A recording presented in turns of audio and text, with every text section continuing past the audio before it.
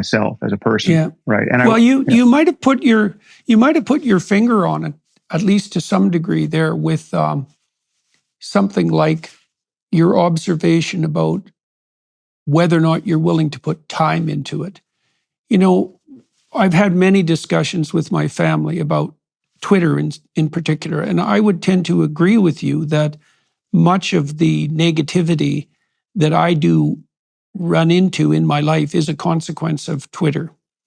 And so now I use Twitter to stay abreast of the sorts of things that you described that you might be able to get access to on Twitter as well, current events. And there is that temptation to respond immediately. But you intimated that maybe a good rule of thumb is something like, if you're not willing to sit down and think about it for an hour, let's say, then perhaps it's not important enough to share your opinion with millions of people and reap the consequences.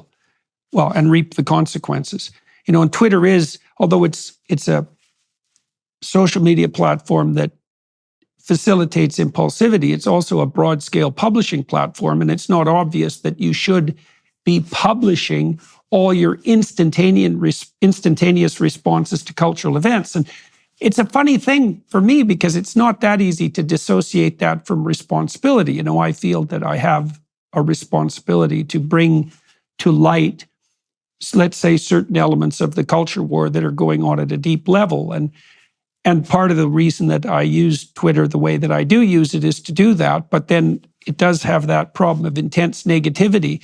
And I learned from walking through airports with my wife, we had this discussion a couple of times. Airports have bothered me a lot ever since 9/11.